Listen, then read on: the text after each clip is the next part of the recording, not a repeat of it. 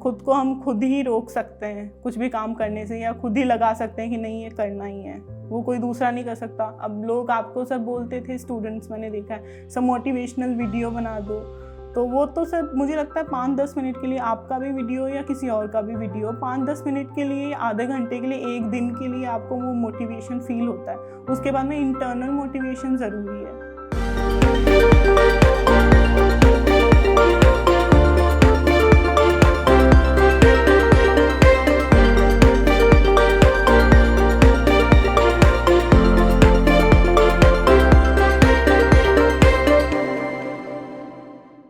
Hello everyone, welcome to Kamal TV Toppers, an initiative by an academy.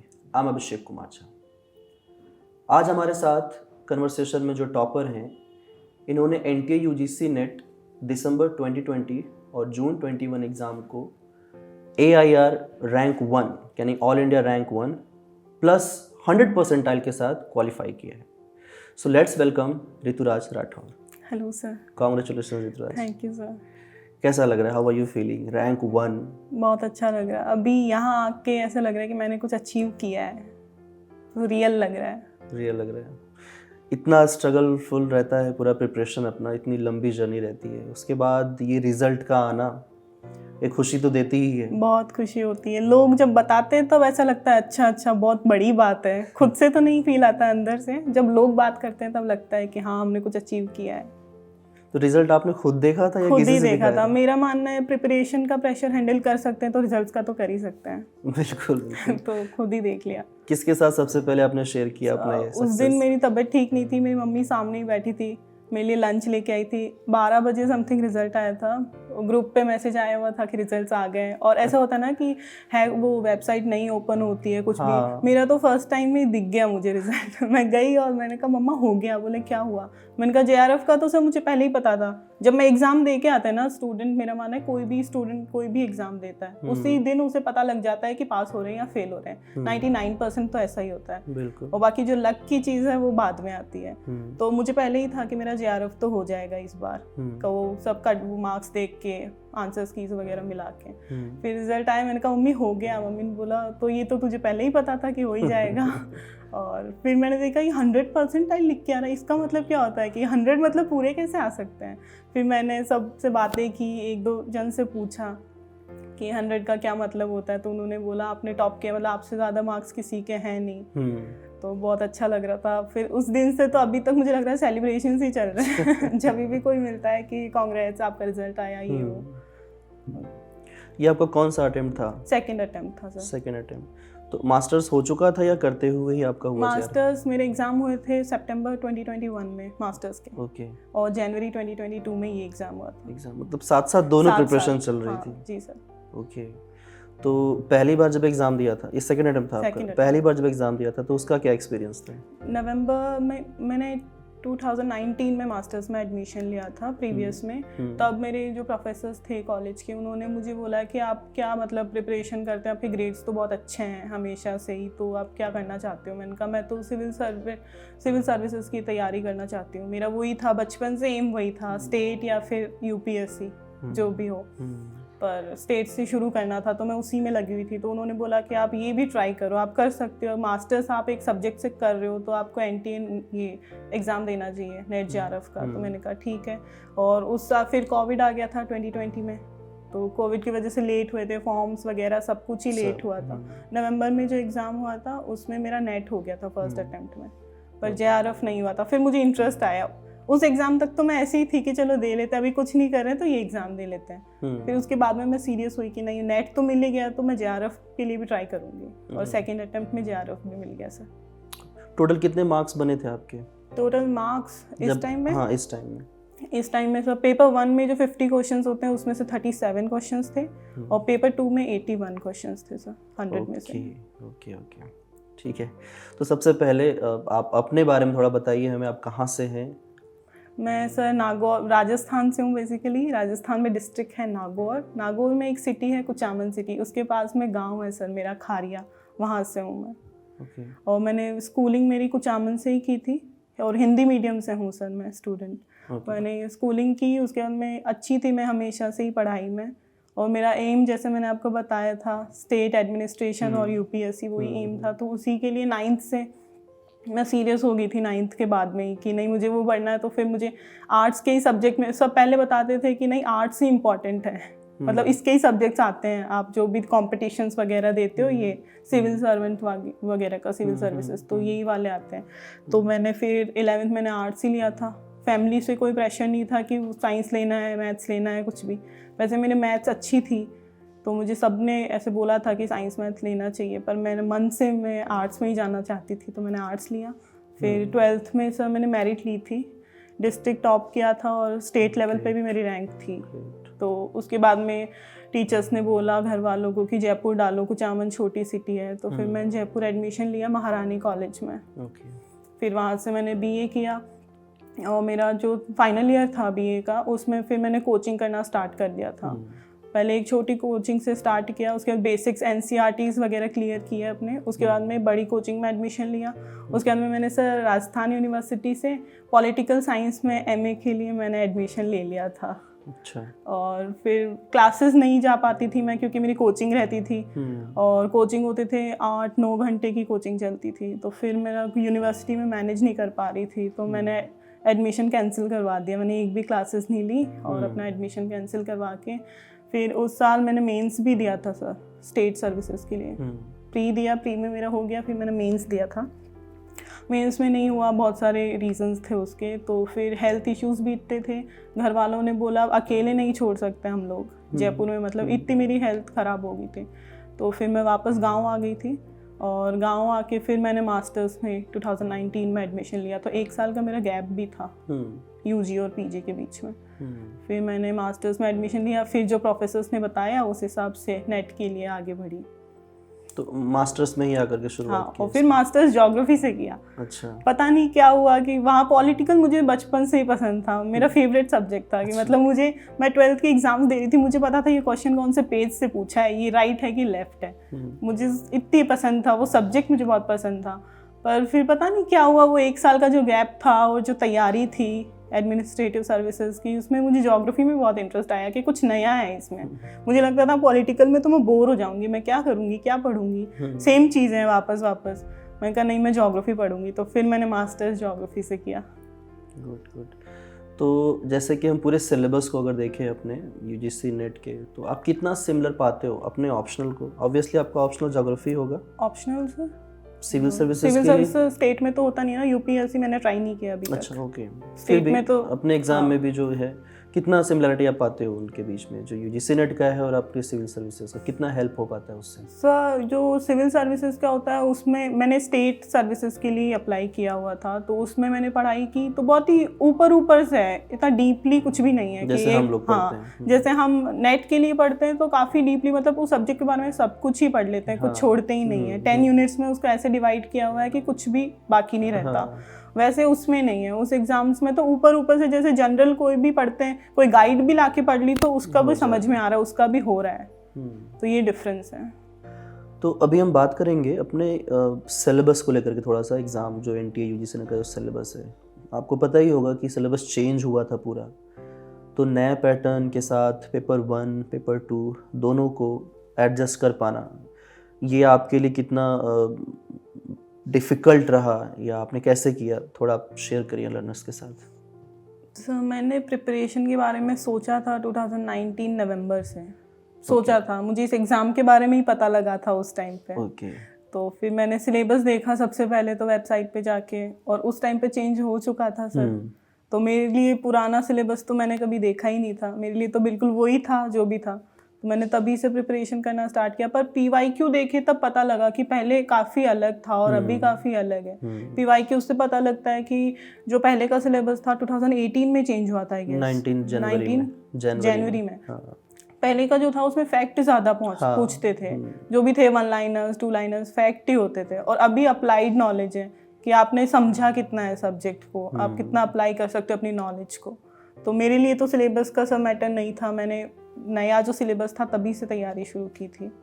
और तैयारी शुरू की सबसे पहले तो बेसिक जो मैंने एमए प्रीवियस में मेरे पेपर्स थे वही पढ़े, मेरे पास जो बुक्स थी। फिर मैंने यूट्यूब से कभी ऐसे मन होता था कि चलो ऑनलाइन देख लेते हैं, तो फिर यूट्यूब पे देखा तो सर आपकी वीडियोस थे वहाँ पे। फिर मैंने देखा आप पढ़ाते कहाँ हो, यूट्यूब भी है या और भी कोई ऐप है। तो फिर अनअकैडमी के बारे में पता लगा था कि ऐसा कोई ऐप है, वो पढ़ाते हैं। फिर मैंने ऐप इंस्टॉल किया और पहली बार में ऐसा होता है ना सब्सक्रिप्शन देने में कि ले कि नहीं ले, बहुत कन्फ्यूजन होता है कि इन्वेस्टमेंट सही है कि नहीं है। तो फिर मैंने लिया था आई थिंक जून लास्ट में 2020 में। और मैंने ऐप डाउनलोड करके सब्सक्रिप्शन नहीं लिया था, मैंने फ्री क्लासेस ली थी आपकी। उस टाइम पे आप वो जून वाला जो एग्ज़ाम था उसके लिए आप MCQ प्रैक्टिस करवा रहे थे। तो मुझे इतना अच्छा लगा ना MCQ प्रैक्टिस करके, मैंने कहा ठीक है पढ़ाई तो सभी करते हैं, प्रैक्टिस कौन करवाता है। तो बस वो MCQs मैं इतनी अच्छी लगी मुझे क्लासेस की। मैंने दो महीने मैंने आपकी फ्री क्लासेस लिए थे, लेक्चर्स भी होते थे फ्री, वो भी लिए। और उसके बाद में मैंने सब्सक्रिप्शन लिया था 1 अक्टूबर 2020 को। और देन नवंबर में एग्ज़ाम था, तो वो एग्ज़ाम मेरा हो गया था क्लियर, नेट हो गया था। तो वो आपकी क्लासेस जो MCQ वाली क्लासेस थी, प्रैक्टिस सेशंस, वो काफ़ी हेल्पफुल थे उसके लिए। देन नेट हुआ तो ऐसे लगा कि चलो मैं कर तो सकती हूँ इस एग्ज़ाम को। पहले तो मेरे लिए बहुत नया था कि ये है क्या, बस ऐसे ही कर रही थी क्योंकि लॉकडाउन में कुछ करने को था नहीं। तो बस सारे दिन उसको लगी रहती थी कि हाँ सब्जेक्ट को पढ़ रहे हैं, समझ रहे हैं, नया सब्जेक्ट है। फिर मैंने जो 2020 का रिज़ल्ट था उसके बाद में JRF के लिए तैयारी की। फिर आपका सब्सक्रिप्शन मैंने 1 साल का लिया था, तो वो चल ही रहा था। फिर मैंने रेगुलर में क्लास लेती थी और मैंने टाइम स्लॉट बांट रखे थे, कब पेपर 1 पढ़ना है, कब पेपर 2 पढ़ना है, कब प्रैक्टिस करनी है और कब फ्री भी रहना है। ऑब्वियसली पूरे दिन कोई पढ़ाई नहीं कर सकता। तो वो पूरा टाइम टेबल 1 साल तक फॉलो करना मुश्किल होता है थोड़ा, कि 6 महीने में, मतलब हर 6 महीने में एग्ज़ाम हो रहे थे। जब हम दे रहे थे उससे पहले 2020 से पहले हर 6 महीने में एग्ज़ाम होते थे।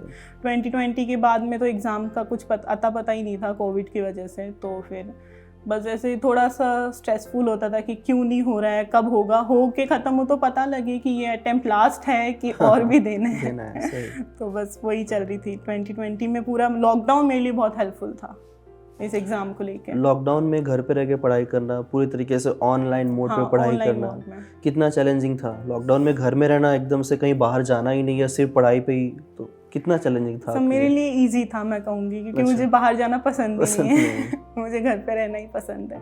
मैं हूँ और मेरी किताबें हैं बस, और फ़ोन है। ऐसा नहीं मैं सारे दिन नहीं पढ़ सकती, मुझे गेम खेलना होता है फ़ोन में ही। बाहर तो मुझे जाना ही नहीं है। एक रूम भला है तो मैं उसमें ही ठीक हूँ, अंदर ही। और मुझे ऐसे, मैं इंट्रोवर्ट हूँ तो ज़्यादा लोगों से बातें भी नहीं करती, मेरे ज़्यादा दोस्त भी नहीं है। बहुत ही कम लोग हैं जिनसे मैं ऐसे खुल के बातें करती हूँ। तो उसका भी स्ट्रेस नहीं, किसी से मिलना है कि ये बताना है वो बताना है, कुछ भी नहीं।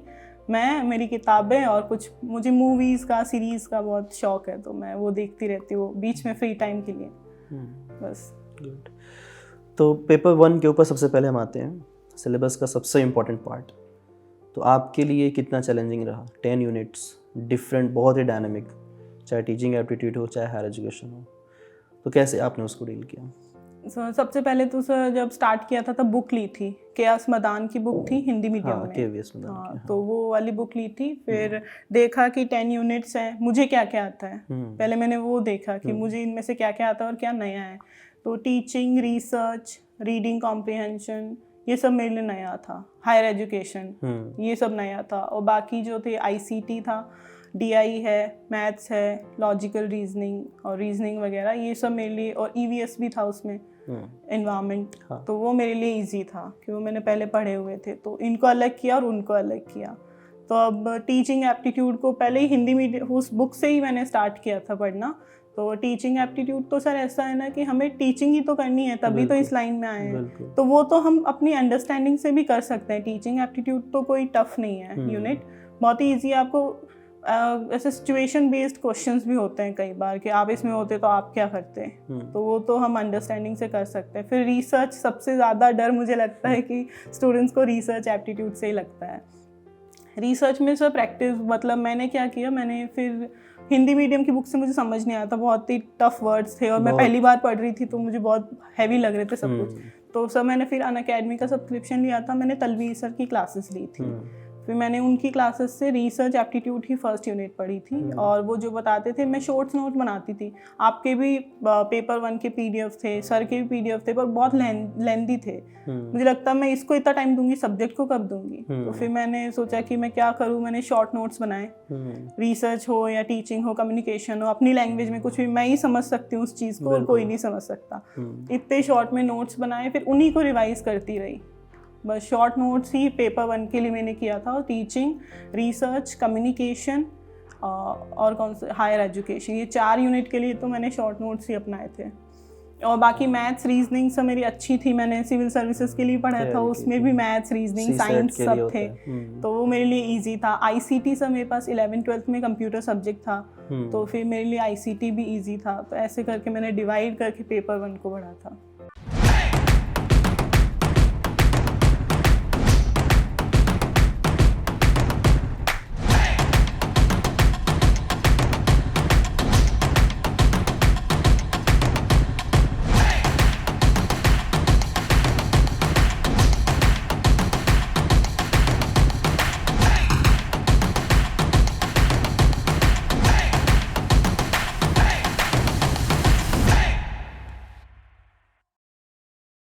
मतलब पहले से जो हम पढ़ रहे हैं अगर मतलब ग्रेजुएशन या मास्टर्स में, तो उनको हम बेस बना करके इसको आगे हायर पे ले जा सकते हैं।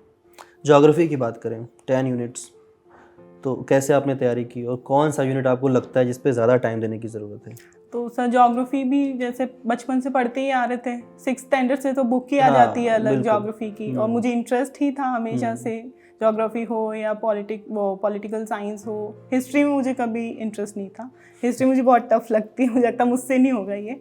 और तो फिर मैं ज्योग्राफी में भी इंटरेस्ट था। मैप्स मुझे बहुत अच्छे लगते हैं, मेरा मन करता है ना घर की हर दीवार पे मैप चिपका दूँ उस पर ही ड्रॉ करती हूँ। मैं सबको बताती रहती हूँ घर वालों को, देखो इस पे ये, इसमें। मम्मी बोलती है तू अपना देखना, हमें याद भी नहीं रहने। पर फिर मम्मी को लगा कि मैं ऐसे ही, मुझे भी याद होता है, तो फिर वो सुन लेती है। ऐसे करके मैप बहुत ज़रूरी है ऐसे ज्योग्राफी में। तो फिर मैंने 9th, 10th, 11th, 12th में जो ज्योग्राफी की बुक्स थे, मैंने 6th से ही सारे एनसीईआरटी रख रखे हैं अपने पास में ज्योग्राफी की।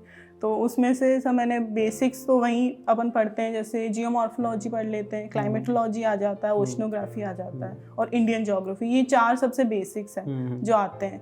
तो ये तो ऐसे पता था कि हाँ ये ज्योग्राफी है। नेट का सिलेबस देखा तो इतने सारे यूनिट से लगा ये भी ज्योग्राफी है, कितना पढ़ाएंगे। फिर सर जो बीए के जो 3 साल थे, उसमें से जो भी मतलब पेपर्स थे ज्योग्राफी के, वो भी बुक्स रख रखी थी। तो जितना मैंने पहले पढ़ा था उसमें यूनिट्स, ये 4 ही यूनिट थी जो मुझे पता था कि ये ज्योग्राफी है। तो उन चारों को तो मतलब इजी था मेरे लिए। आज भी बहुत लोगों को लगता है कि ज्योग्राफी सिर्फ वही है, वो 4 ही यूनिट। रियलिटी है कि ग्रेजुएशन में ज्योग्राफी हम पढ़ते हैं या 11th-12th में पढ़ते हैं, और मास्टर्स में जब आते हैं तो पूरी ज्योग्राफी बदल जाती है। इसलिए भी इंटरेस्ट नहीं आता है, क्योंकि वो पूरा ह्यूमन एस्पेक्ट हो जाता है उसमें, लिटरेचर टाइप का। हाँ सर, बीए में था ऐसे 2-3 बुक, मतलब 6 पेपर हो गए 3 साल के मिला के। 6 में से 4 तो यही है, ह्यूमन ज्योग्राफी, इकोनॉमिक ज्योग्राफी। तो मुझे लगता था ये क्या है, मतलब इसमें भी सेम बस किताबें पढ़ते जाओ। स्टूडेंट का दर्द क्या है कि वो पढ़ते हैं, ह्यूमन ज्योग्राफी पढ़ते हैं या कुछ और पढ़ते हैं, तो उनसे लोग क्या पूछते हैं, उनसे पूछेंगे कि इस कंट्री का कैपिटल क्या है ये बताओ, है ना, ये सब पूछते हैं। उनका दर्द यही है कि वो सब पढ़ ही नहीं रहे बेचारे, जबकि है बाकी एग्जाम्स के लिए ज्योग्राफी तो वही है। वही तो मैं बोल रही हूँ ना, गाइड ले लेते हैं लोग, उसमें से वही है, कैपिटल क्या है, ये कौन सी सिटी कहाँ है, वो कहाँ है, वो कहाँ है, लैटिट्यूड, लॉन्गिट्यूड, ये सब पढ़ लेते हैं। उनको लगता है ज्योग्राफी यही है, बल्कि वो तो एक बहुत ही कम पार्ट है, लाइक 5% ही है वो, 95% तो उसके पीछे है, पूरा ह्यूमन है। तो सब मेरे वो 4 यूनिट्स तो पहले से ही क्लियर थे कि हाँ ये तो ज्योग्राफी है ही। तो मुझे इंटरेस्ट ही उनको लेके हुआ था कि हाँ ये मतलब जियोमॉर्फोलॉजी तो मेरा फेवरेट था कि कितना अच्छा होता है कि नेचर में ये चीज़ें होती है करके। वो 4 यूनिट हो गए। उसके बाद में सर इकोनॉमिक भी पढ़ी हुई थी, पहले 2nd ईयर में था आई गेस, इकोनॉमिक था, और जो ट्रांसपोर्ट वगैरह होते हैं वो सारे भी पढ़े हुए थे। सबसे जो नई यूनिट थी मेरे लिए वो थी यूनिट 9, जो प्रैक्टिकल ज्योग्राफी स्कूल और कॉलेज में करवाते हैं। इंस्ट्रूमेंट्स ले जाओ और खुद से कर लो, बस एक बार बता देते, समझ में आओ तो ठीक, नहीं समझ में आओ तो ठीक, आप खुद से ग्राउंड में प्रैक्टिस करो। तो वो प्रैक्टिस का ही पता था कि ये प्रैक्टिकल होता है। उसके बाद में उस यूनिट को देखा, रिमोट सेंसिंग है, GIS है, मैंने कहा ये तो बहुत मुश्किल है, छोड़ना पड़ेगा। पर जब आपकी क्लासेस देखी तो आपने बोला जितना मैं पढ़ा रहा हूँ उतना कर लो। मैंने कहा ठीक है, सर पे यकीन तो है, इतना कर लेते हैं। कुछ भी नहीं पढ़ा उसके अलावा, जो आपने यूनिट 9 के लिए जो आपने जो मटेरियल दिया था, PDFs दिए थे, सिर्फ वही पढ़े थे, और सबसे ज़्यादा उसी को पढ़ा था। 3 बार 4 बार पूरे PDF को रिवाइज किया था एग्ज़ाम से पहले, तो वो बहुत हेल्पफुल था सर। और इंडियन ज्योग्राफी के लिए तो सबसे बेस्ट है, मैंने मैप पे ही सब कुछ, मैंने नोट्स तो खोले ही नहीं इंडियन ज्योग्राफी के, सब कुछ मैप पे था। जो भी मिनरल्स पूछ लो या ट्रांसपोर्ट पूछ लो या जो फिजिकल है ज्योग्राफी वो पूछ लो, सब कुछ मैप पे मैंने ड्रॉ करके रखा था। मैप उठा के बस एक एक बार देखो तो सब दिमाग में रिकॉल हो जाता है। तो ऐसे मैंने तैयारी की थी। अच्छा, जो इतने सारे डिफरेंट यूनिट्स में जो डिफरेंट टाइप के थियरीज या कॉन्सेप्ट्स होते हैं, जो मुझे लगता है एक ऐसा अभी नए सिलेबस के इंट्रोड्यूस होने के बाद जिसमें बहुत सारे न्यू टॉपिक्स ऐड हो गए, तो वो किस तरीके से आपने प्रिपेयर किया? तो सर मॉडल की आप बात कर रहे हो कि हाँ, मॉडल्स हैं, basic, बहुत ही हाँ, इंपॉर्टेंट है और बहुत ही इंटरेस्टिंग है। यस, कि डायग्राम बना के आप पूरे मॉडल को समझ सकते हो। एक डायग्राम के थ्रू भी मुझे लगता है हाँ, कि मॉडल समझ में आ सकता है। मॉडल में क्या होता है, उसका नाम किसने दिया और कब दिया, और अगर अर्बन का मॉडल है तो कौन सी सिटी में दिया, ये सारे इंपॉर्टेंट होते हैं। उसके अलावा उसका एक डायग्राम। तो मैंने क्या किया, मेरी अलग से नोटबुक बनाई, उसमें मॉडल का नाम शॉर्ट में सब कुछ ही इतना सिंपल लिखा है ना कि बस मुझे ही समझ में आएगा वो, और किसी को नहीं समझ आ सकता। एक डायग्राम और उसके 3-4 फैक्ट मॉडल के लिए, बस वही किया। उसको 2-3 बार किया सर मैंने, अलग अलग जगह पे। जब भी फ्री होती, कोई भी मॉडल दिमाग में आ गया उसका नाम, तो उसको लिख के हेडलाइन, ये कब दिया, किसने दिया, कौन सी सिटी में दिया, या मतलब किस बारे में दिया, और उसका डायग्राम बना के। तो मॉडल्स बहुत इंटरेस्टिंग है सर, पढ़ने के लिए बहुत इंटरेस्टिंग है। इतना बड़ा सिलेबस तो है, 1 साल लगता है अगर अच्छे से तैयार करें तो वो कंटिन्यूटी कैसे आपने अपना बिल्टअप किया? क्योंकि पूरे सिलेबस को पेपर 1 पेपर 2 दोनों का सिलेबस बहुत लेंदी है, तो वो कंटिन्यूटी या जो इंटरनल जो एनर्जी है वो कहाँ से जनरेट होती थी? क्योंकि स्टूडेंट का यही कंसर्न होता है कि कैसे इतना सब कुछ पढ़ें और याद कैसे रखें। तो सर मैंने जो सेकंड अटेम्प्ट था उसके लिए तैयारी शुरू की थी दिसंबर 2020 से। तो मुझे लगा नेक्स्ट जो 6 मंथ्स होंगे, जून 2021 में एग्ज़ाम होगा, 6 महीने हैं मेरे पास। एक बार मैंने सिलेबस पढ़ा हुआ है, तो अभी मुझे क्या ज़रूरत है, प्रैक्टिस की ज़्यादा ज़रूरत है। तो मैं क्लासेस ले रही थी आपकी, सारे लेक्चर्स मैंने लिए आपके, एक भी लेक्चर छोड़ा नहीं। जो नहीं समझ में आता उसको 2-2 3-3 बार देख के भी रिवाइज़ किया है। तो मैं क्लासेस ले रही थी प्रॉपर, और जून तक मेरा पूरा सिलेबस ऐसे मुझे था कि हाँ हो गया है, इसके अलावा कुछ है नहीं जो बाहर से है। तो मैंने वो सब पढ़ लिया था। PYQ साथ साथ में चल रहे थे, डेली के डेली मैंने ऐसा ही स्केड्यूल बना रखा था। Paper 1 paper 2 PYQ and MCQ दोनों के, वो भी दोनों के। तो ये सारे मुझे एक दिन में करने हैं, और फ्री टाइम भी निकालना है अपने लिए, ताकि एग्जॉस्ट नहीं हो जाऊँ मैं पढ़ाई से। तो फिर जून तक 6 महीने में पूरा हो गया था मेरा ये काम। और उसके बाद में प्रेशर आना स्टार्ट हुआ जुलाई से कि एग्ज़ाम क्यों नहीं हो रहा है, कब होगा, अगर ये मेरा लास्ट अटेम्प्ट नहीं हुआ तो फिर मुझे फिर से तैयारी करनी पड़ेगी। तो मेरा ऐसा है कि मैं बोर हो जाती हूँ चीज़ों से बहुत जल्दी। मुझे वापस से सब कुछ वो ही नहीं पढ़ना था कि ये मुझे वापस से पढ़ना है, बहुत ही बोरिंग है, कुछ नया आना चाहिए। तो फिर प्रेशर तो था, फैमिली से भी ऐसे होता है कि कब होगा एग्ज़ाम, तो सिर्फ इसी में लगी हुई है और कुछ नहीं कर रही। तो पर मुझे खुद पे कॉन्फिडेंस था कि नहीं, जब भी होगा मेरा बेस्ट होगा, मुझे अपना बेस्ट ही देना है। तो मैं उसी में थी, मैंने कोई भी दूसरा एग्ज़ाम देने के बारे में सोचा भी नहीं था। और प्रेशर का तो सर ऐसा है कि पेपर 1 के लिए तो मुझे कभी प्रेशर था ही नहीं, फर्स्ट अटेम्प्ट में भी नहीं था। मेरे अच्छे 34 मार्क्स थे मेरे फर्स्ट अटेम्प्ट में पेपर 1 में, तो वो ठीक था। मुझे मेन था कि मुझे सब्जेक्ट स्ट्रॉन्ग करना है। तो ज्योग्राफी को स्ट्रॉन्ग करने के लिए सर मैंने PYQ एंड MCQ, जो PYQ आपने प्रोवाइड किए थे, वो सारे PYQ जितने मतलब 2 साल पहले के भी आपने दिए हुए हैं ना, तो वो भी मैंने डाउनलोड करके PDF, और उसको भी डेली रिवाइज करती थी कि हर एक क्वेश्चन इंपॉर्टेंट है। एग्ज़ाम के लिए सबसे ज़्यादा इंपॉर्टेंट प्रैक्टिस ही होती है, करंट सिनेरियो को देखते हुए, जो पेपर का जो पैटर्न है आजकल उसको देखते हुए। प्रेशर का और सर मैं बताती हूँ कि घर वाले भी बोलते थे कि बाहर निकला कर थोड़ा, एक एग्ज़ाम के पीछे ही तू उसमें लगी हुई है, कुछ और भी देख, दूसरे एग्ज़ाम्स देख, या अपनी लाइफ तो इंजॉय कर। मतलब मैंने कहा नहीं ठीक है, मैं अपने आप को ऐसे, मैं जॉइंट फैमिली में रहती हूँ सर, तो बहुत टफ होता है एकदम अलग रहना फैमिली से। तो मुझे ऐसा खुद पे कॉन्फिडेंस था कि नहीं जब भी होगा मैं कर लूँगी, मतलब। तो मैंने उसको रखा कि बस प्रेशर है तो है, उसके लिए मैं ऐसे ब्रेक ले लेती। कभी भी दिमाग में वो चीज़ आती कि बहुत ज़्यादा हो रहा है, अब मुझसे नहीं होगा, तो मैं थोड़ा सा ब्रेक लेके 1-2 दिन का भी ब्रेक मैंने लिया हुआ है, बहुत ही नॉर्मल है। एक बार तो मैंने हफ्ते भर का ब्रेक लिया हुआ है। पर वो है कि एक बार दिन में एक चीज़ कुछ भी मुझे पढ़नी है, वो मेरा हमेशा से 12th के बाद से कि दिन में सोने से पहले, एक टीचर ने मुझे बोला था, सोने से पहले स्टूडेंट लाइफ में हो तो दिन में एक चीज़ नई ज़रूर पढ़ो कि आपने एक दिन में कुछ पढ़ा है, तो आपकी वो दिन आपका वेस्ट नहीं होगा। तो डेली ऐसे करती थी, 365 डेज 2021 पूरा मैंने ऐसे ही वो किया है। अपने आप को ऐसे मजबूत रखा है कि नहीं अभी टूटना नहीं है, बस होने ही वाला है, बस होने ही वाला है एग्ज़ाम, तो उसको बस लेके अपने आप को बैठी रही। फिर सर जुलाई निकल गया, अगस्त, सितंबर में मेरे मास्टर्स के एग्ज़ाम थे फाइनल ईयर के, तो वो थे। और सर सितंबर में एग्ज़ाम था असिस्टेंट प्रोफेसर का, RPSC का। वो मैंने फॉर्म फिल किया था क्योंकि आपने क्लास में बोला था कि फॉर्म फिल करना है, सिलेबस तो सेम ही रहता है, तो आप लोग दे सकते हो। वो एग्ज़ाम था और वो भी एग्ज़ाम था, दोनों एग्ज़ाम्स थे इससे पहले, नेट के एग्ज़ाम से पहले वो दोनों एग्ज़ाम्स थे। तो वो मास्टर्स के ठीक थे सर एग्ज़ाम, प्राइवेट कॉलेज में ऐसे ही होते हैं, तो वो हो गए। और सर असिस्टेंट प्रोफेसर का भी ठीक हुआ था, सिलेबस ऑलमोस्ट सेम ही होता है, तो वो भी हो गया। फिर ऐसा लगा कि हाँ पढ़ाई जो पूरा साल लगाया है वो कहीं काम आ रही है। उस एग्ज़ाम में बैठ के आई मैं, तब मुझे लगा कि हाँ काम तो आ रही है। फिर मैं और ज़्यादा जोश से लगी सर, अक्टूबर नवंबर दिसंबर तीनों महीने मुझे ऐसा लगा मैंने ज़्यादा एनर्जी से पढ़ाई की थी एग्ज़ाम के लिए। फाइनली एग्ज़ाम अपना लेट भी हुआ ना, ज्योग्राफी का लास्ट में हुआ एकदम से, जनवरी 5 को होने चला गया। वो तो होता ही है, प्रेशर तो एक होता ही है एग्ज़ाम का, लेकिन ये कभी प्रेशर नहीं रहा जैसे अभी के स्टूडेंट का होता है कि सर एग्ज़ाम डेट नहीं आ रही है, पढ़ने में मन नहीं लग रहा है। नहीं सर, इस टाइप का मुझे लगता है मैं इतनी मैच्योर तो हूँ, मतलब अभी इस मतलब स्टूडेंट कोई कॉलेज वाली स्टूडेंट तो हूँ नहीं, वो सब तो बीत गई है बात। अब मैं एक मैच्योर स्टूडेंट, मैं रिसर्च स्कॉलर बनने वाली हूँ। आप हमेशा बोलते हैं आप खुद को रिसर्च स्कॉलर बोला करो, तो वो है, तो वो बच्चों वाली बातें, एग्जाम डेट नहीं आया, एडमिट कार्ड नहीं आया, आ जाएगा जब आना होगा।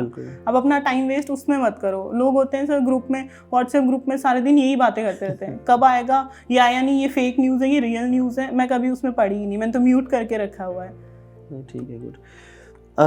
प्रीवियस पेपर का डिस्कशन किया हम लोगों ने, बहुत इंपॉर्टेंट मुझे जहाँ तक लगता है वो, आपको क्या लगता है कि अगर हम उसे प्रैक्टिस करें तो प्रेजेंट जो चेंज हो गया है पूरा का पूरा एग्ज़ाम पैटर्न, वो उसके लिए कितना हेल्पफुल हो सकता है?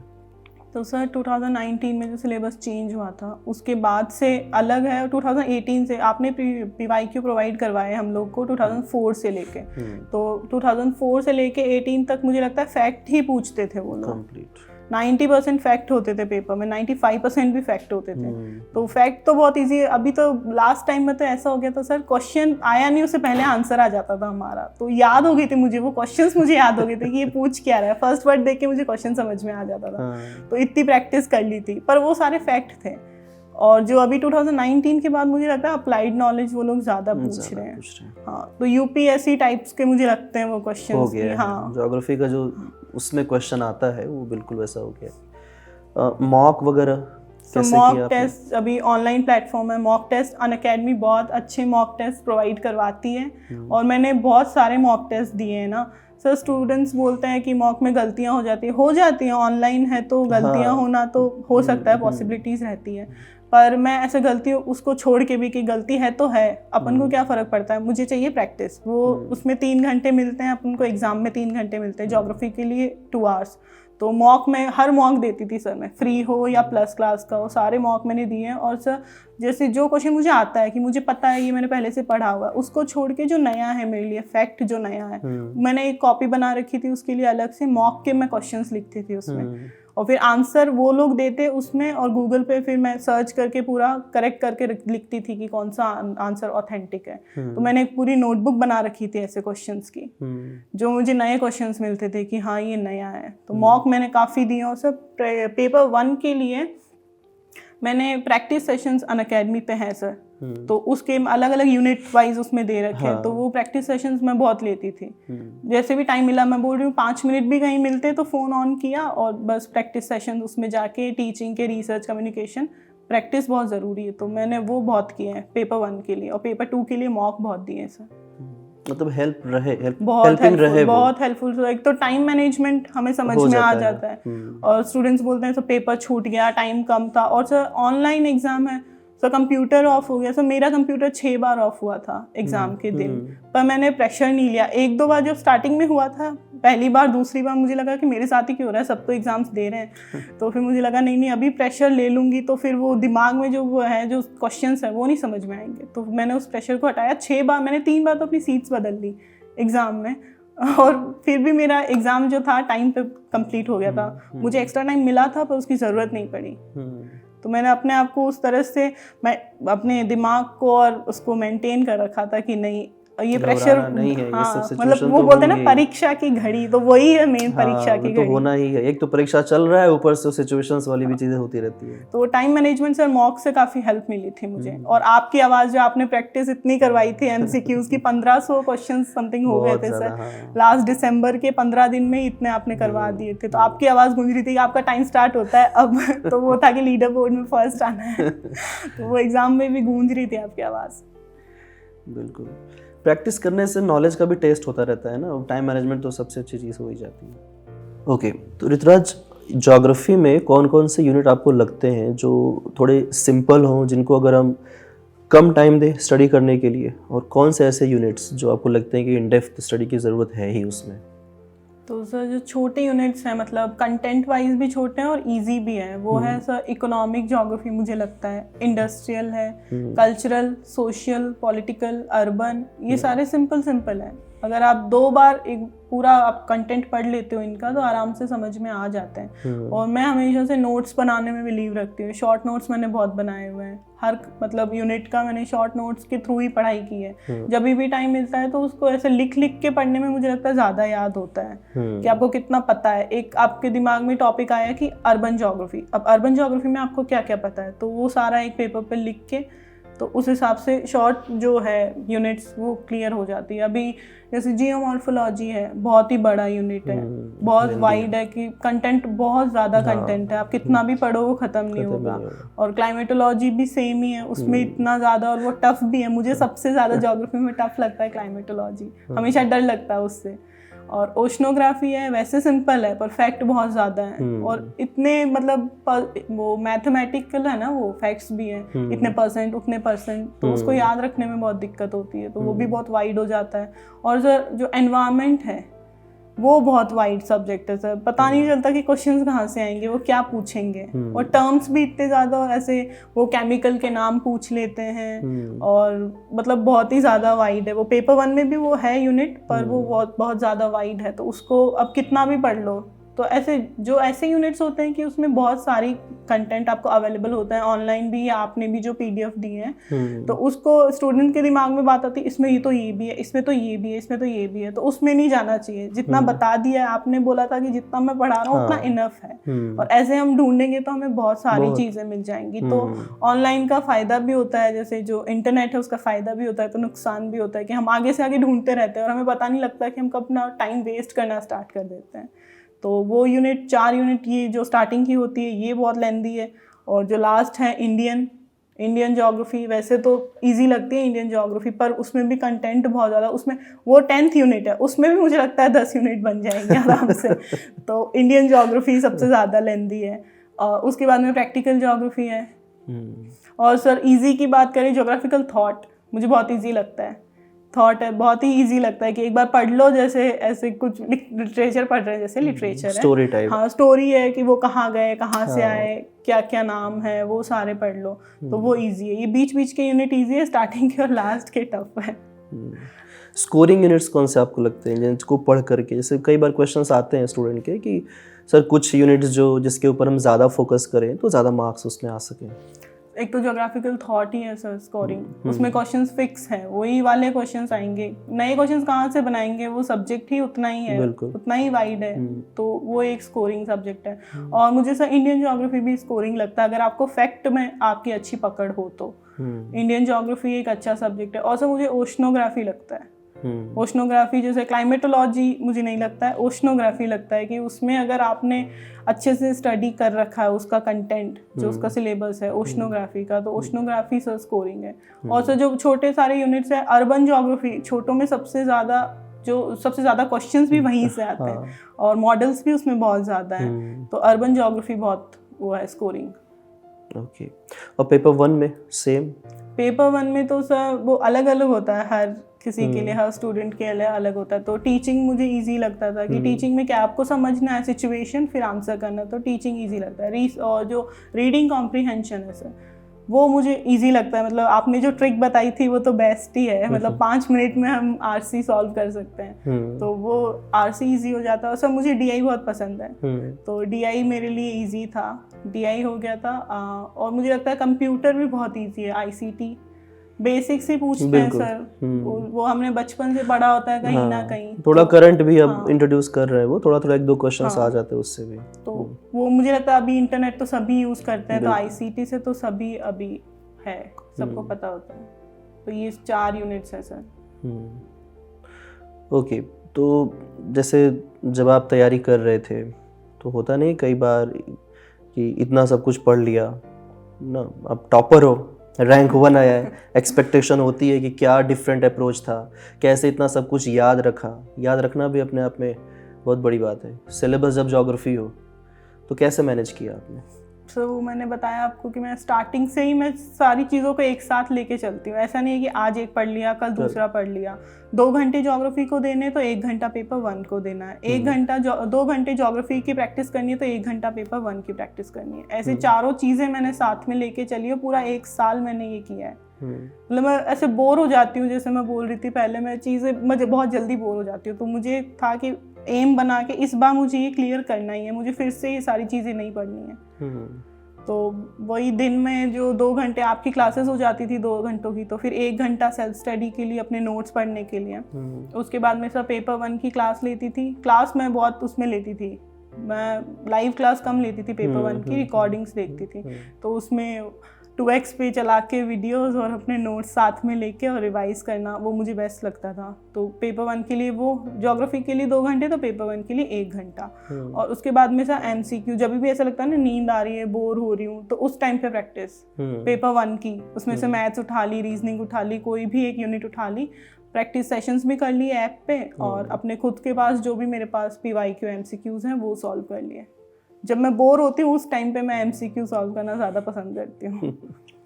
रिवीजन के लिए क्या स्ट्रेटजी थी आपकी? हाँ सर, रिवीजन जैसे मैं बोल रही थी, जून तक मेरा पूरा सिलेबस कंप्लीट हो गया था, पेपर 1 का भी और ज्योग्राफी का भी।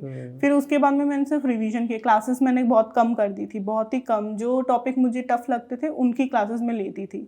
आपका 2nd कोर्स भी स्टार्ट हो गया था, हमारा कोर्स भी कंप्लीट हो गया था। तो फिर मैं क्लासेस तो कम लेती थी, और अपने जो नोट्स थे उनको सामने रख के वही दिन में 1 घंटा। और मैं सर हमेशा जल्दी उठती हूँ सुबह, तो 3 बजे 3:30 बजे। तो सुबह सुबह उठ के अपने सब्जेक्ट को सबसे पहले, जो मुझे टफ़ लगता है, जो यूनिट मुझे टफ़ लगती है, उसको उठा के नोट्स बस पढ़ रही हूँ उनको। अपने बस मैं बोल बोल के पढ़ती हूँ, तो उससे ज़्यादा याद रहता है मुझे लगता है। तो बस वो नोट्स पढ़ लिए, और उसके बाद में फिर पेपर 1 के नोट्स पढ़ लिए, फिर उन दोनों की प्रैक्टिस कर ली। तो मैंने 1 साल यही किया है, ये 4 चीज़ें बहुत यही की है मुझे लगता है। 2 घंटे उसका, 1 घंटा उसका, और फिर प्रैक्टिस दोनों की। सब साथ में चलना ज़रूरी है। कहते हैं कि जैसे आप अपने खुद से एफर्ट डाल रहे हो, आपको पता है कि आपको क्या करना है, आपका कोई टारगेट है, इसे आपको अचीव करना है, तो आपको पता है करना क्या है। तो वो तो आपका एक अपना मेंटल जो सपोर्ट है आप खुद से क्रिएट कर रहे हो, बिल्टअप कर रहे हो। लेकिन आपको बीच में कहीं रियलाइज़ हुआ होगा ड्यूरिंग योर प्रिपरेशन कि फैमिली सपोर्ट बहुत ज़रूरी है किसी भी एग्ज़ाम की अगर हम प्रिपरेशन कर रहे हो तो आपके केस में कुछ ऐसा हुआ क्या कि फैमिली ने कभी भी ऐसा कहा कि इतना एग्ज़ाम तो हो नहीं रहा है, क्यों बार बार इसी के पीछे लगी हो, कुछ और कर लो, ऐसा कुछ? नहीं सर, लकीली मैं बहुत ऐसे लकी हूँ फैमिली वाइज। मेरे मम्मी पापा दोनों ही मुझे कभी मेरे डिसीजंस के लिए उन्होंने टोका नहीं है। उनको पता है कि इसकी लाइफ है, ये सही ले रही है। मतलब पहला डिसीजन वही था जब 10th के बाद में हम चूज़ करते हैं हमें कौन सी स्ट्रीम लेनी है, आर्ट्स, साइंस, कॉमर्स। तो वहीं से उन्होंने मेरे पे ट्रस्ट रखा था। तो मैं अपने डिसीजन जो स्टडी रिलेटेड है मैं खुद ही लेती आई हूँ। किसी का, वो फैमिली में भी कोई इतना पढ़ा लिखा था नहीं, हायर एजुकेशन में कोई नहीं था। तो वो खुद से ही मैंने किया है कि नहीं ये सही लग रहा है, मैं ये करूँगी। तो फैमिली ने हमेशा सपोर्ट किया है कि तुझे सही लग रहा है, अगर तू खुश है इस चीज़ को करने में तो तू वो कर। वो मैं बोल रही थी कि 1 साल प्रिपरेशन जब मैं कर रही थी तब मम्मी ऐसे बोलती थी कि तू अपनी लाइफ तो एंजॉय कर, तू कहीं जा, जैसे सोशल गैदरिंग्स होते हैं, फैमिली फंक्शंस होते हैं, वो मैंने पूरे अवॉइड कर रखे थे कि मैं नहीं जाऊँगी। पड़ोस में भी है तो मैं नहीं जाऊँगी। पर मम्मी बोलती तू ऐसे एग्ज़ाम के पीछे ही क्यों पड़ी हुई है, हो जाएगा, तूने इतनी मेहनत की है। पर मुझे लगता था कि नहीं, अभी बाहर चली जाऊँगी, थोड़ा डिस्ट्रैक्ट हो जाऊँगी, लोगों से मिलूँगी, बातें करूँगी। तो उस वजह से मैं अपने आप को मैंने रखा था। मेंटल स्ट्रेंथ बहुत ज़रूरी है सर। खुद को हम खुद ही रोक सकते हैं कुछ भी काम करने से, या खुद ही लगा सकते हैं कि नहीं ये करना ही है, वो कोई दूसरा नहीं कर सकता। अब लोग आपको सर बोलते थे, स्टूडेंट्स मैंने देखा है, सब मोटिवेशनल वीडियो बना दो, तो वो तो सर मुझे लगता है 5-10 मिनट के लिए आपका भी वीडियो या किसी और का भी वीडियो 5-10 मिनट के लिए, आधे घंटे के लिए, एक दिन के लिए आपको वो मोटिवेशन फील होता है। उसके बाद में इंटरनल मोटिवेशन ज़रूरी है कि आप क्या कर रहे हो, क्यों कर रहे हो, क्या आप कर सकते हो, कितने टाइम तक आप इसको कर सकते हो। तो वो सारा मोटिवेशन अंदर से आना चाहिए सर। इंटरनल मोटिवेशन ज़रूरी है। एक जो क्वेश्चन है मुझे लगता है बहुत इम्पोर्टेंट भी है कि हर स्टूडेंट ये जानना चाहता है कि कितने घंटे की पढ़ाई करें हम, कितने आवर्स की पढ़ाई करें कि एग्ज़ाम क्वालिफाई हो जाए। तो आपको ऐसा लगता है कि कोई फिक्स आवर्स है जो इस एग्ज़ाम को क्वालिफाई करने के लिए चाहिए?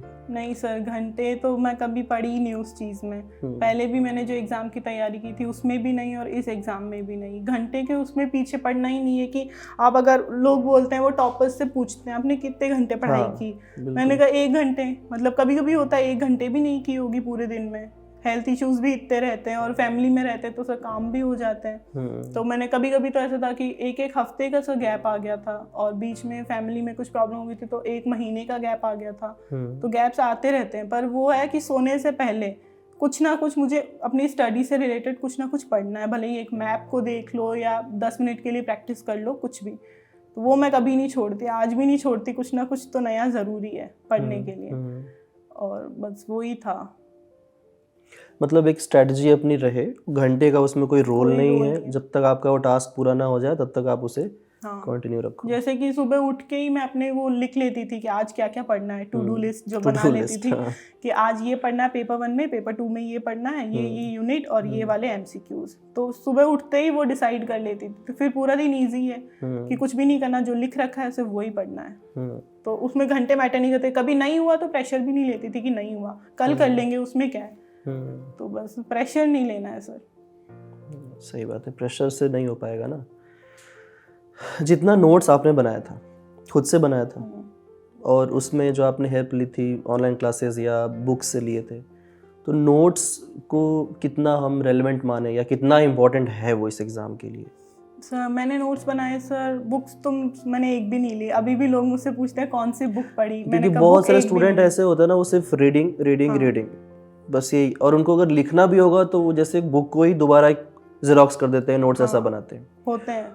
तो वो अप्रोच क्या था आपका नोट्स बुक तो मैंने एक भी नहीं पढ़ी थी। आपकी क्लासेस ली थी मैंने 1 साल के लिए। तो आपके जो PDFs होते थे इतने शॉर्ट एंड सिंपल होते थे कि ऐसा लगता है हर लाइन इंपॉर्टेंट है इस PDF की। उसमें से भी इम्पोर्टेंट निकालना कि कितने शॉर्ट में हम बना सकते हैं। एक तो सब पूरा एक सेंटेंस लिखा होता है, उसको पढ़ने में ज़्यादा टाइम लगता है। और जो शॉर्ट में 2 वर्ड्स लिखे हुए होते हैं वो जल्दी पढ़ भी लेते हैं और याद भी ज़्यादा टाइम तक रहते हैं। तो वो मैंने अपनी लैंग्वेज में, मतलब जो मुझे समझ में आ रहा है, ज़रूरी नहीं जो आपने लिखा है उसी चीज़ को मैं वो ज़ेरॉक्स करके लिख रही हूँ, वो नहीं। मैं अपनी लैंग्वेज में लिखती कि मुझे कैसे समझ में आएगी ये चीज़। तो सारे नोट्स वैसे ही बनाए थे, पेपर 1 के भी, पेपर 2 के भी। और सर मैं हिंदी मीडियम की स्टूडेंट थी स्टार्टिंग से। और फिर मैंने आपकी क्लासेस ली तो मैंने इंग्लिश में ही क्लास ली थी। और फिर मुझे लगा मैं कर सकती हूँ। तो सर मैंने पहला एग्ज़ाम दिया था, उसमें मैंने 2-3 क्वेश्चन हिंदी में देखे थे। इंग्लिश में लैंग्वेज चूज़ की थी पर हिंदी में देखे थे। इस बार सर इतनी अच्छी कमांड हो गई इंग्लिश पे, मैंने नोट्स इंग्लिश में ही बनाए। मेरे सारे नोट्स इंग्लिश में हैं और मेरे पास PDF भी है, वो इंग्लिश की है। और जो एग्ज़ाम दिया था पूरा इंग्लिश में ही दिया था सर। हिंदी की ज़रूरत ही नहीं पड़ी कहीं पे। तो वो एक अच्छी बात हुई आपकी क्लासेस लेने के बाद में कि हिंदी मीडियम की स्टूडेंट होने के बावजूद इंग्लिश पे इतनी कमांड हो गई। तो इतने सारे कन्वर्सेशन के बाद अब हम आ गए हैं अपने रैपिड फायर राउंड पे, जहाँ पर मैं आपसे कुछ फटाफट क्वेश्चंस पूछूंगा और आपको उनके फटाफट आंसर देने हैं। ठीक है। Are you ready? Ready sir. Okay.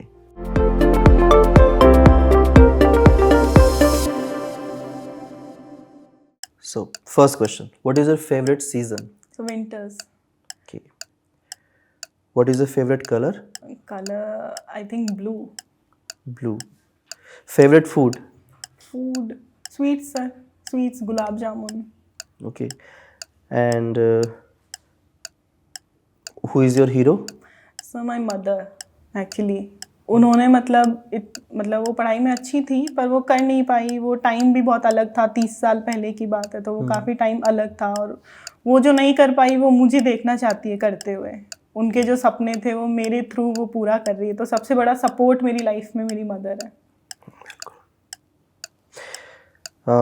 Work और प्ले? वर्क। मनी और happiness? I think so money. Why not happiness? Sir money होती है तो हैप्पीनेस अपने आप आ जाती है, मुझे लगता है।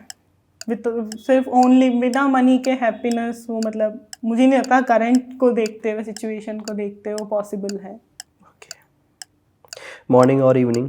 तो इवनिंग सर। ओके, समर और विंटर्स? वही विंटर्स। टीवी शोज आप देखती है? जी सर। तो पूरा एपिसोड एक साथ देख जाती है या फिर सिर्फ एक सिंगल एपिसोड से काम हो जाता है? सर सिंगल एपिसोड से पहले से ही ऐसे माइंड में रेडी होकर रखती हूँ कि एक देखना है, 2 देखना है, तो टाइम मैनेजमेंट मुझे बहुत अच्छे से आता है कि कितना देखना है।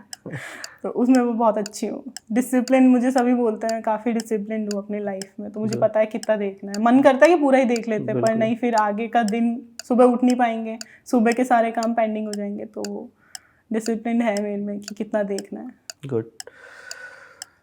वन लास्ट क्वेश्चन, आपको अगर मौका मिले उड़ने का या फिर एक सुपर स्ट्रेंथ का, क्या चूज करोगे आप? उड़ना। मगर ऐसे बर्ड्स को देखते मुझे लगता है कितने फ्री है ना ये लोग। मैं मम्मी को बोलती हूँ, जैसे हिंदुओं में होता है ना अगला जन्म पिछला जन्म, तो मैं हमेशा बोलती हूँ अगले जन्म में भगवान मुझे चिड़िया बना देना। उड़ना बहुत अच्छा लगता है। ऐसे देखना, कल जो हम आए भी थे, ऐसे लगता है ना कि हम सबसे ऊपर हैं, हम बस हम ही, इतना लाइट फील होता है उड़ने को सोच के कि बर्ड्स कितने लकी है कि वो उड़ पा रहे, कहीं भी चले जाते हैं, कहीं भी। तो उड़ना बहुत ही लाइट फील होता है, I think. Thank you Rituraj for answering those wonderful questions. हमारे टीम अनअकैडमी की तरफ से आपके लिए एक छोटा सा gift hamper. Thank you sir.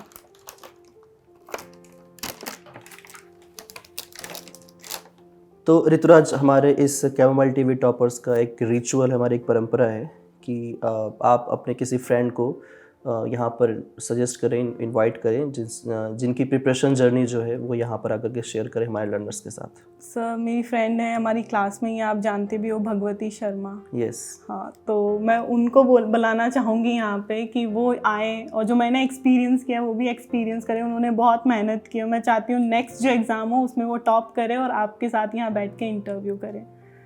सो भगवती, हम चाहेंगे कि आप आएँ इस एग्ज़ाम को क्वालिफाई करने के बाद और यहाँ पर आप अपने एग्ज़ाम की जो प्रिपरेशन जर्नी हमारे लर्नर्स के साथ शेयर करें। सो ऋतुराज, हम चाहेंगे कि आप हमारे लर्नर्स को मोटिवेशनल मैसेज दें जो उन्हें आने वाले एग्ज़ाम के लिए हेल्पफुल हो। तो सबसे पहले तो इम्पॉर्टेंट है एम होना चाहिए। ऐसा नहीं है कि एक साथ 3-4 एग्ज़ाम्स को लेके हम लोग चल रहे हैं, सबसे ज़रूरी है एम। तो एम को लेके डेडिकेशन आपका, कि आप कितने डेडिकेटेड हो अपने एम के लिए। तो डेडिकेशन। सेकंड है डिसिप्लिन, कि आपने अपने लाइफ में कितना डिसिप्लिन बना के रखा, डिसिप्लिन। और थर्ड जो करंट को देख के मुझे लगता है पेशेंस, स्टूडेंट्स में सबसे ज़्यादा इंपॉर्टेंट है। तो dedication, discipline and patience is equal to success मेरे लिए। Okay, so thank you so much Rituraj हमारे शो में आने के लिए। बहुत ही अच्छी बातें आपने बताई। आई होप हमारे लर्नर्स को जो स्ट्रैटेजी है, जो सक्सेस की पूरी जर्नी थी, आपको काफ़ी मोटिवेट करेगी और आप भी ऐसे ही अपने लाइफ में आगे बढ़ेंगे। Thank you so much Rituraj again. I wish you all the best for your upcoming journey. जो आप अचीव करना चाहते हो सब कुछ आपको आपकी लाइफ में। Thank you sir. तो ये तो थी ऋतुराज की जर्नी। अगले एपिसोड में फिर मिलेंगे आपसे एक नई स्टोरी के साथ। Let's crack it.